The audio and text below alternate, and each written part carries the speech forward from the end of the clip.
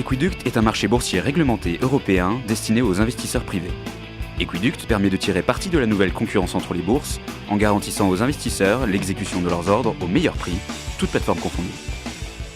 Bonjour à tous, mardi 11 décembre 2012, bienvenue pour le Duplex Bourse. Il est l'heure de rejoindre Frédéric Garcia en duplex des salles de marché de Bourse Direct. Frédéric, bonjour. Bonjour Mathieu. La Bourse de Paris a ouvert en légère hausse ce matin sur fond de regain d'optimisme aux États-Unis quant au compromis budgétaire. Quelle est la situation à mi-séance? Écoutez, on poursuit sur notre élan puisque on a inscrit il y a quelques minutes un plus haut annuel à 3636 points. On tourne autour de cette zone donc depuis l'ouverture. On gagne à peu près 0,5% et on a légèrement accéléré donc à 11 h lorsqu'on a eu la publication de l'indice ZU en Allemagne, qui n'est ni plus ni moins que les perspectives économiques donc durant les 6 prochains mois. C'est un indice qui est calculé par les banques allemandes. Voilà, donc cet indice est repassé au-dessus du zéro, donc du niveau zéro, qui est tout simplement la limite entre la zone de contraction ou d'expansion de l'activité. Donc cet indice est ressorti à plus 6,9, oui, alors qu'on l'attendait encore négatif à moins 11,3 contre moins 15,7 le mois précédent. Voilà, donc c'est une très bonne nouvelle pour la croissance allemande qui est la locomotive de la zone euro. Il faut aussi noter, hier on avait eu pas mal de tensions sur le marché obligataire, notamment italien, suite à éventuellement le retour de Silvio Berlusconi.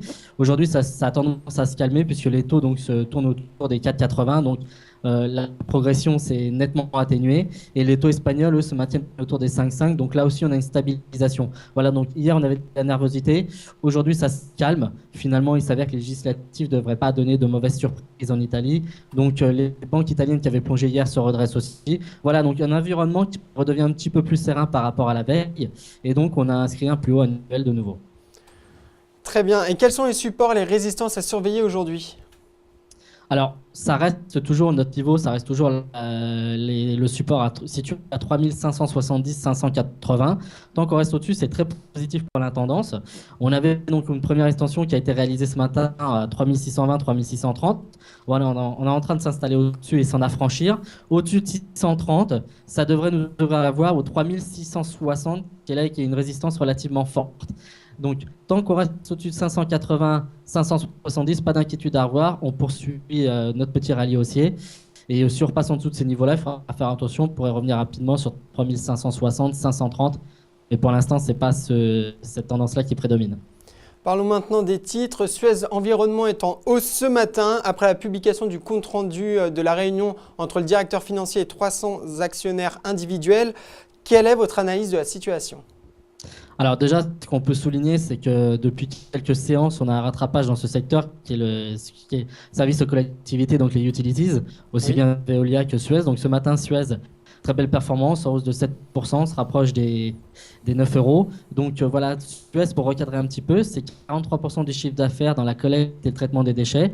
C'est le deuxième groupe européen et c'est 30% dans le traitement des eaux usées. Voilà, donc on avait eu quelques craintes concernant les communiqués de Gaz de France Suez en fin de semaine où il y avait eu un profit warning.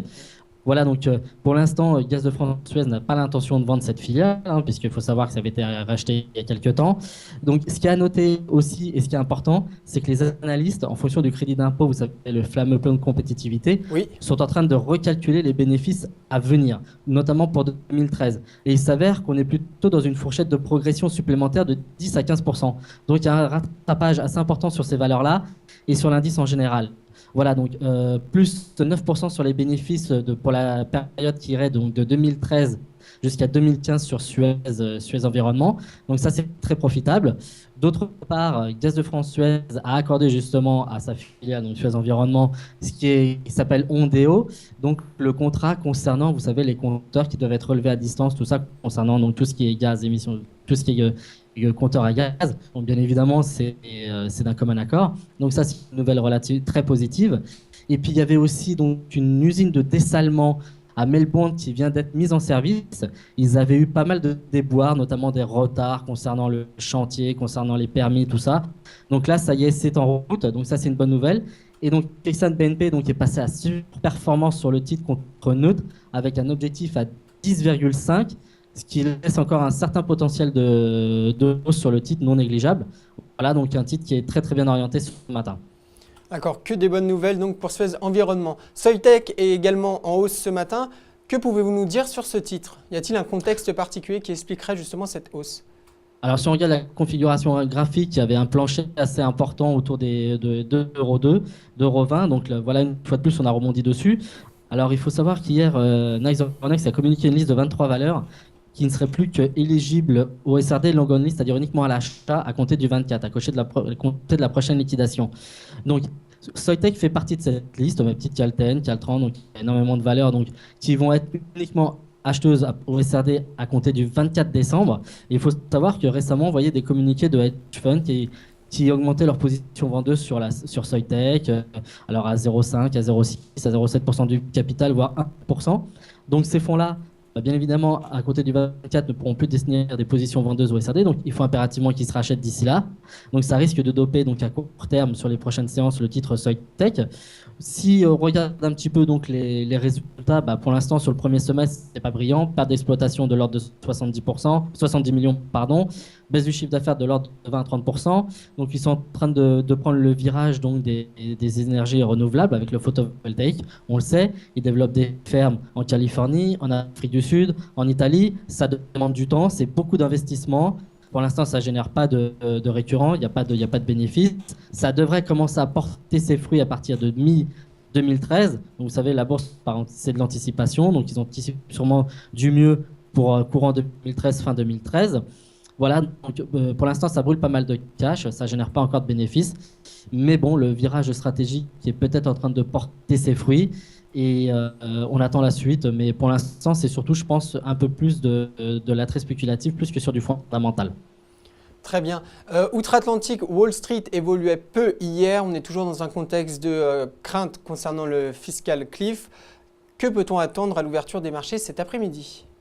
Alors, on reste là aussi, surtout du moins sur les futurs, en légère progression. Alors, ce qu'il faut noter, c'est qu'on s'approche progressivement d'un accord, puisque régulièrement, les démocrates et les républicains donc, sont un petit peu moins gourmands concernant leur doléance, donc ils essayent de s'accorder un tout petit peu. Donc, on devrait logiquement parvenir à nos fins, alors peut-être pas dans l'immédiat, mais d'ici Noël, puisque c'est Barack Obama qui a imposé un peu cette date. Voilà, donc on va surtout faire preuve d'attentisme aujourd'hui et demain en première partie de séance. Ni plus ni moins, puisqu'on attend donc la décision de la Fed à 18h30 et surtout le discours de Ben Bernanke, son président, à 20h15. Donc savoir ce qui va en être concernant l'opération Twist, qui est donc de racheter de la dette, de l'obligation à court terme et d'émettre de la longue de manière à faire baisser les taux et soutenir le redressement du marché de l'immobilier. Voilà, donc normalement cette opération prend fin au 31 décembre.